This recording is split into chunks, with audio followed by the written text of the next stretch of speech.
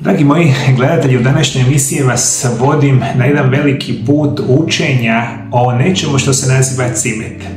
Govorit ću vam sve najbitnije informacije koje možete zamisliti o samome cimetu. O tome što je cimet, koja je povijest cimeta, koji su kemijski sastav cimeta, pa do toga koje su nevjerojatne zdravstvene blagodati uzimanja cimeta, koje su nuspojave, kako ga redovito konzumirati, koju vrstu cimeta trebate uzimati, čak i skladištenje i sve što trebate znati o samome cimetu, danas ću vam detaljno objasniti. Cimetov je mirisni i aromatični začin poznat je svima. Njegov karakterističan okus i miris priziva uspomene na bakinu savijaču sa jabukama, zimske napitke i medenjake, koje se polako peku u pečnici. No cimet je kroz povijest bio daleko više od običnog začina. Drevne civilizacije cijenili su ga više od zlata, a njegove ljekovite i ritualne vrijednosti stavljene su ga u sam vrh skupocjenih dobara. Egipatska kraljica Hatshepsut koristila ga još 1500 godina prije Krista u parfemima i pripravcima za očuvanje zdravlja. A Grci i Rimljani smatrali su ga ne samo aromatičnim, nego i iscjeljujućim. A u srednjem vijeku cimet je bio luksus kojemu pristup su imali samo bogati, a njegova cijena odražavala je rijetkost i vrijednost koju je imao u trgovini. U Aziji i u drevnoj kineskoj medicini i ajurvedi cimet se koristio za poboljšanje probave, jačanje imuniteta i regulaciju tjelesne temperature. Danas ga više ne smatramo luksuznom, no njegova ljekovitost i dalje ostaje neupitna. Svaki puta kad podete samo jednu malu žižicu celostskog cimeta, tijelo dobiva koncentrat prirodnih spojeva koji su stoljećima cijenjeni zbog svojih iscjeljujućih svojstva. I ne samo zapravo stoljećima, nego celonski cimeti postoje pisane spise, koristi se tisućama godina. I nije, ajmo reći tako, uzalud jedan od najboljih začina u modernom načinu života, a koristio se i tisućama godina unatrag, ali o tome naravno više u današnjoj emisiji. Idemo govoriti nešto više od porijeklu samoga cimeta. Priča o celonskom cimetu započinje na Šri Lanci, gdje se i danas uzgaja. Celonski cimet, poznati kao pravi cimet, stoljećima je bio predmet potrage istraživača i trgovaca. Portugalci, Nizozemci i Britanci borili su se za kontrolu nad njegovim uzgojem, jer je cimet bio toliko vrijedan da je mogao promijeniti tok lokalne ekonomije. U starim zapisima nalazimo priče o tome kako su kraljevi i plemići koristili cimet kao darove bogovima i kao lijek za razne bolesti. A u Kini i Indiji cimet je imao duhovno i medicinsko značenje. Koristio se u ritualima za poticanje vitalnosti, smanjenje iscrpljenosti i jačanje energije. A ajurvedska medicina ga i danas koristi kao ključni sastojak u formulacijama za probavu, regulaciju šećera i balansiranju tjelesne energije. Sa obzirom na tako dugu tradiciju nije iznenađujuće da moderne studije pokazuju i potvrđuju ljekovita svojstva koji su drevni iscjelitelji opisivali prije tisućama godina. Ja sam prvi puta počeo intenzivnije izučavati celonski cimet, specijalno celonski cimet, ali generalno cimet prije više od 20 godina. I ja osobno mogu reći iz moje svakodnevne upotrebe, ja ga praktično redovito koristim cijele godine u određenim preporučenim dnevnim dozama koje ću vam naravno kasnije reći u emisiji i mislim da i može izvanredno pomoći našemu zdravlju. Ali što donosi cimet našem svakodnevnom zdravlju? Biće specijalne kemikalije koje mi nalazimo u samome cimetu. Ovo jako dobro slušajte. Koji su kemijski sastojci koji se nalaze u cimetu? Celonski cimet je mnogo više od mirisnog začina. On je koncentrat kemijskih spojeva koji djeluju na tijelo na različite načine. A njegov glavni sastojak, cinamomaldehid, odgovoran je za prepoznatljiv miris i okus, ali za snažno antioksidativno i protuupalno djelovanje. A eugenol je još jedan spoj prisutan u cimetu koji djeluje antibakterijski i analgetski, dok flavonoidi i polifenoli štite stanice od oksidativnog stresa i oštećenja. Osim toga, cimet sadrži vitamine poput vitamina B2, B6, vitamina C i vitamina K, te minerale poput mangana, kalcija, željeza, bakra i cinka. Zahvaljujući kombinaciji ovih spojeva, cimet pomaže mnogim našim zdravstvenim blagodatima i njih ima jako puno, a u današnjoj emisiji ćemo reći one koje su daleko najbitnije, koje bi svako od nas trebao znati. Ali prije nego što nastavim sa emisijom, moji dragi gledatelji, želim vam reći da od nedavno u mojoj ordinaciji imamo mogućnosti prevesti bilo koju medicinsku dokumentaciju iz bilo kojeg jezika sa bilo kojeg kraja svijeta. I ukoliko želite da vam ja pomognem sa mojim specijalnim programima prirodnog liječenja i prirodnih lijekova, kontaktirajte moju ordinaciju na brojeve telefona +385 98 91 79 200. Kontaktirajte nas putem Vibera, Whatsappa ili e-maila. Danas je to jako jednostavno, uslikajte vaše nalaze i sa bilo koje kraja svijeta, pošaljite nam porukama, Viberom, Whatsappom ili e-mailom i onda ću ja pregledati vaše nalaze, dati vam moje mišljenje o vašim nalazima koje će biti potpunosti besplatno, a onda ćemo vam ponuditi specijalne moje konzultacije sa cijenama mojih usluga za vaše potrebe. I onda sa kojima se odlučimo pacijentima da raditi, ja ću za vas napraviti poseban program prirodnog liječenja, zdravih životnih navika i najboljih prirodnih lijekova na svijetu za vaše bolesti. Tako da prvi puta u životu liječite vaše bolesti prirodno, sigurno, bez nuspojava i ciljani uzrok, i to je daleko najbolja šansa da budete zdravi. Ovo radim zadnjih 26 godina, mogu pomoći bilo kome. Kontaktirajte me, tu sam da vam pomognem. Ajmo govoriti o čudesnim zdravstvenim blagodatima redovitog konzumiranja ceylonskog cimeta. Moja prva preporuka će biti kontrola šećera u krvi. Jedan od najpoznatijih učinaka ceylonskog cimeta je njegova sposobnost da regulira razinu šećera u krvi. Istraživanja su pokazala da cinamaldehid, glavni bioaktivni spoj u cimetu, može poboljšati osjetljivost na inzulin i smanjiti apsorpciju glukoze u crijevima. Za osobe sa dijabetesom tipa 2, svakodnevna jedna mala žičica cimeta može postati prirodna podrška u regulaciji glukoze. Praktična primjena je jednostavna, recimo pijete čaj od ceylonskog cimeta pripremljen sa jednom malom žičicom cimeta i 200 ml prokuhane vode. Ostavite da stoji 15 minuta i pijete 30 minuta prije obroka svakodnevno, a dugotrajna svakodnevna konzumacija ovog napitka značajno može potaknuti vaše zdravlje, o tome ću govoriti malo kasnije. Prva jako bitna informacija, sve mi jako dobro naravno znamo, da je cimet specijalno bitan za sprječavanje rezistencije na inzulin i samoga dijabetesa. I danas ćete jako lijepo čuti da ceylonski cimet djeluje praktično na svaku najgoru bolest modernog čovjeka na svoj način. No što vam želim uvijek reći, moji dragi gledatelji, ne postoji, i ovo jako dobro zapamtite, ne postoji brzo, jednostavno, jeftino liječenje najgorih bolesti modernog čovjeka.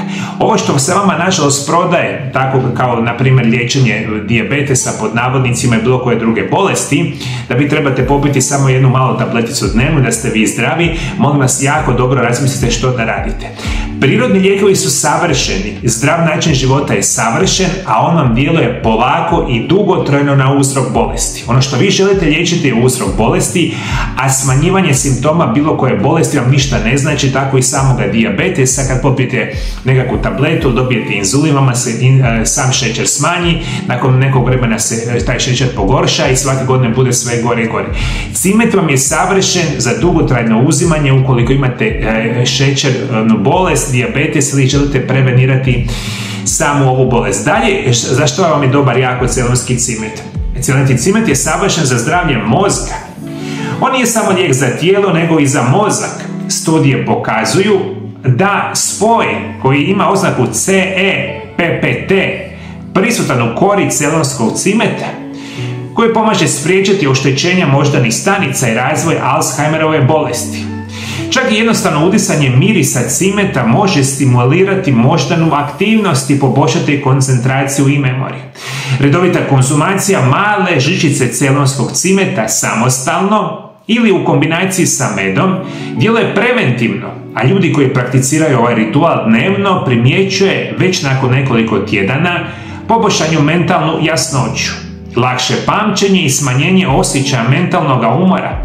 A cimet djeluje poput nježnog stimulatora za mozak, aktivirajući prirodne mehanizme zaštite i regeneracije, pamćenje, memorija, poboljšavanje cirkulacije samoga mozga, prevencija demencije, Alzheimerove bolesti. I ovo je specijalno bitno svima vama koji imate preko 50 godina, moji dragi gledatelji. Slušajte me jako dobro.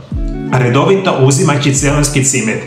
Prirodno i sigurno čistite vaše krvne žile od nakupljanja lošega kolesterola. Prevedeno znači celonski cimet, jedan od onih prirodnih lijekova koje može pomoći spriječiti nastanak srčanog udara, moždanog udara, čak vam i kontrolira visoki krvni tlak. Na potpuno prirodan i siguran način, ali opet napominjem, ništa od toga ne djeluje brzo i jednostavno. I celonski cimet se mora uzimati duži vremenski period i većinu godine i onda ćete vidjeti zdravstvene blagodati. Dakle, vama nije dovoljno da vi uzmete celonski cimet dan, 2, 3, tjedan, 2, 3 i sad mislite, moj se dijabetes nije izliječio. Mislim, to su priče za malu djecu. Međutim, ovo je jedan snažnih, prirodnih, da ne kažem jeftinih načina kako možete značajno poboljšati svoje zdravlje.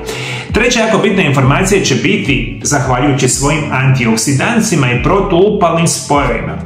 Cimet može ublažiti simptome artritisa i kroničnih upalnih bolesti. Primjena celonskog cimeta i meda možete čak nanijeti direktno na bolne zglobove i pokazat će već smanjivanje bola već nakon tjedan do 2. Na primjer, jako jednostavna kombinacija prirodnog protuupalnog učinka na same zglobove, možete ga koristiti i izvana i iznutra. Kasnije ćemo govoriti kako možete kao čajevi, napici, smutije uzimati sami celonski cimet, ali možete ga čak miješati sa drugim prirodnim spojevima i staviti na vaše oboljele zglobove. Ko bi rekao, držite ga recimo 20-30 minuta i onda isperete, na primjer jednostavno, imate bolesna koljena. Možete staviti sami pomiješano malo celonskog cimeta sa medom, promiješajte i stavite na oboljele zglobove, držite 30 minuta, isperite, izvanredna situacija. I naravno ćete ga piti iznutra. I izvana i iznutra je snažan prirodni lijek za bolesne zglobove, bolesna koljena, bolesne kukove, bolesna leđa, reumatoidni artritis, praktično nula nus pojava ako se uzima pravilno. Dalje što nam radi celonski cimet, on je jako veliki i snažni pojačivač imuniteta. Antioksidansi, flavonoidi i polifenoli iz celonskog cimeta štite stanice od oksidativnog stresa, dok antibakterijski i antifugalni spojevi poput cinamaldehida pomažu tijelu u borbi protiv infekcija. Redovita konzumacija jedne male žičice celonskog cimeta može smanjiti učestalost prehlada i grlobalja, ubrzati oporavak od bakterijskih i gljivičnih infekcija, te poboljšati opće stanje organizma. Kombinacija cimeta sa medom dodatno pojačava imunološki odgovor, jer med ima antibakterijska i protuupalna svojstva.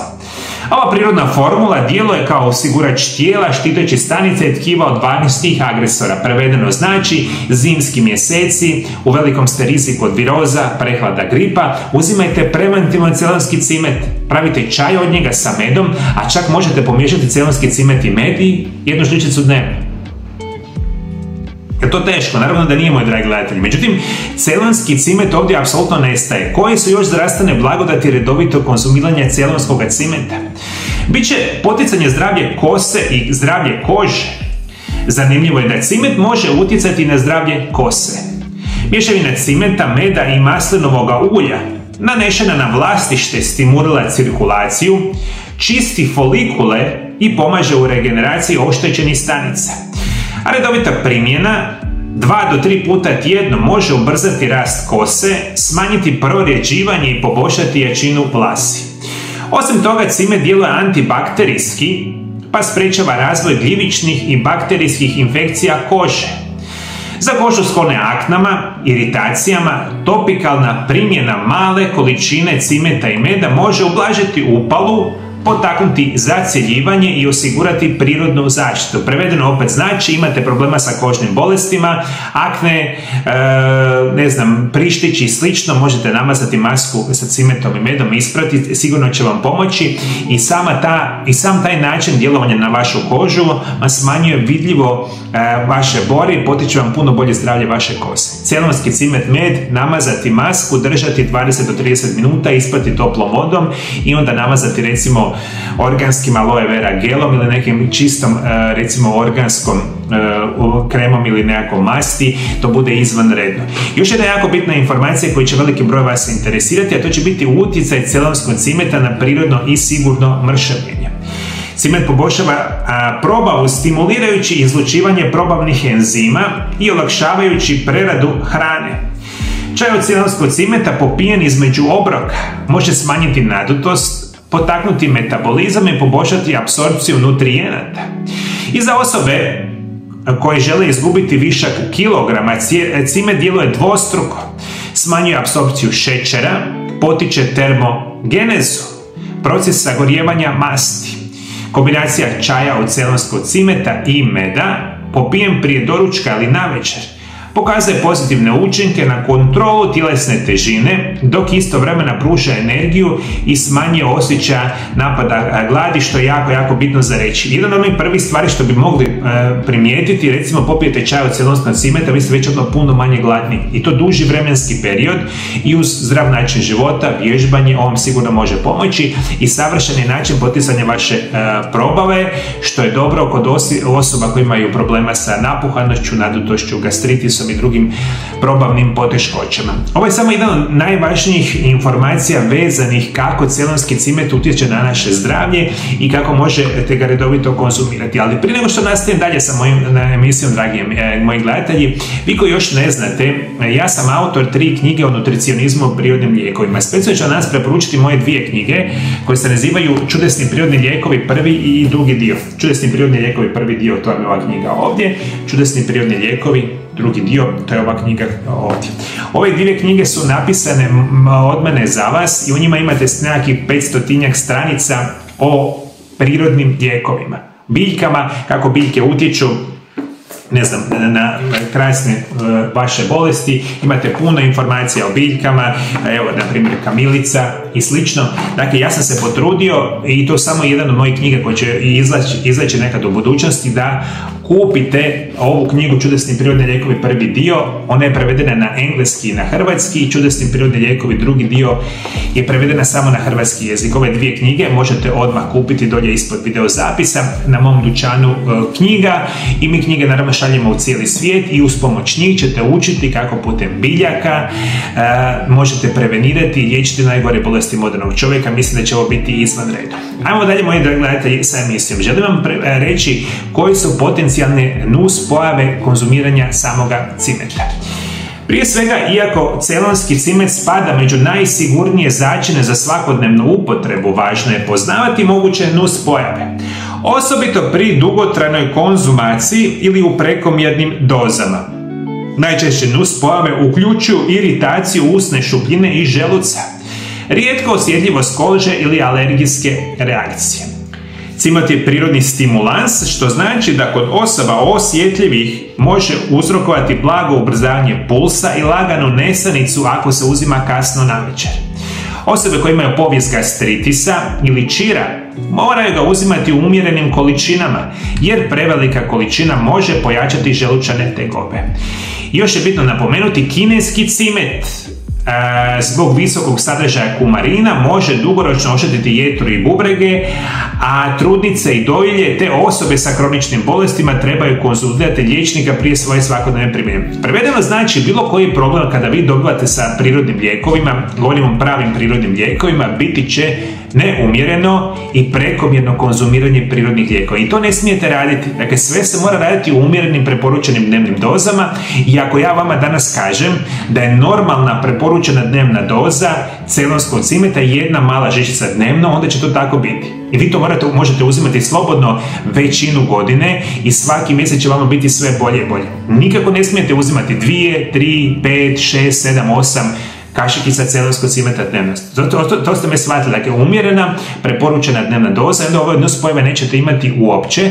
Međutim, jako mi je bitno napomenuti, uvijek i kada govorimo o prirodnim lijekovima, najveći problem ćete imati svi vi koji ste teški kronični bolesnici i koji pijete velike količine lijekova. Vi realno nikada ni u bunilu sami ne smijete uzimati prirodne lijekove, većinu ih uopće ne smijete uzimati, jer veliki broj prirodnih lijekova može djelovati sa svom tom silnom količinom kemijskih supstanci koje vi unosite u vaše tijelo. Celonski cimet može pojačati učinak lijekova za regulaciju šećera u krvi poput inzulina i oralnih antidijabetika. Zato je važno pratiti glikemiju i prilagoditi dozu lijekova po savjetu. Osobe koje uzimaju antikoagulanse poput varfarina trebaju biti oprezne jer cimet može djelovati na zgrušavanje krvi. A redovita kontrola krvnih parametara sprečava neželjene učinke. Cimet u obliku dodataka prehrani, kapsula i eteričnog ulja može povećati apsorpciju drugih biljnih pripravaka, što je korisno ako se pravilno kombinira, ali zahtjeva stručnu medicinsku nadzor kod kroničnih bolesti. I celonski cimet je siguran za svakodnevnu upotrebu u umjerenim količinama i može se koristiti u kuhinji, čajevima ili smutima, a za trudnice i dojilje konzumacija male žičice dnevno smatra se sigurno, no uvijek je preporuka konsultirati se sa liječnikom. Prevedeno znači, rekli smo, djeluje na visoki krvni tlak, djeluje na dijabetes, djeluje na provao i slično. I vi ako svi već uzimate kemijske lijekove za sve te bolesti, morate voditi računa da to ne smijete uzimati, a u bunilu ne smijete uzimati zajednički. To vam isto tako jednostavno zarečeno. Vi ako popijete nekakav inzulin ili lijek za smanjivanje šećera u krvi i onda uzmete još celonski cimet, onda duplu dozu imate smanjivanje šećera u krvi, što ne želite napraviti. Onda u najmanju ruku što možete napraviti da uzmete prirodni lijek kao celonski cimet što je moguće dalje u jednom danu od kemijskog lijeka za istu stvar. Jeste me shvatili? Ako pijem ujutro kemijske lijekove za dijabetes, onda celonski cimet uzimam kasno popodne ili šta god. I onda je to nekakva mjera predostrožnosti, ali kažem, to uvijek treba ići u suradnji sa vašim medicinskim stručnjacima. Idemo dalje, moji dragi gledatelji. Ajmo govoriti o kombinaciji cimeta sa drugim prirodnim lijekovima. Najbolji učinci cimeta postižu se kada se kombiniraju sa drugim prirodnim lijekovima koji nadopunjuju njihove protuupalne, antioksidativne i metaboličke djelatnosti. Recimo, med i cimet to je klasična kombinacija za imunitet, regulaciju šećera u krvi, ublažavanje artritisa te kod probavnih smetnji. Recimo, kombinacija zelenog čaja i cimeta, jer antioksidansi iz zelenog čaja u kombinaciji sa cimetom poboljšavaju rad srca, ubrzavaju metabolizam i štite mozak od oksidativnog stresa. Možete kombinirati celonski cimet sa kurkumom. Kurkumin iz kurkume pojačava protuupalni učinak cimeta i djeluje na zglobove i na cijeli kardiometabolički sustav. Te možete za vanjsku primjenu kombinirati ulje čajevca i cimet, jer je kombinacija vrlo učinkovita kod bakterijskih i gljivičnih infekcija i može se koristiti u tretmanima za vlašćište i za zdravu kosu, što je jako, jako bitno za reći. Ovo su 4 recimo primjene, njih ima more drugih primjena koje možete konzumirati. Med i cimet savršeno, kurkuma, cimet savršeno, kombinacija recimo ulja čajevca i cimet savršeno. Sve ovo je izvanredno kada se koristi u normalnim preporučenim dnevnim dozama. Slušajte mi još nešto. 2 jako bitne informacije za pred kraj emisije biti će kako razlikovati loši od dobroga cimeta i kako skladištiti cimet u svojem svakodnevnom kućanstvu. Možemo reći, celonski cimet ili Cinnamomum verum često se naziva pravi cimet.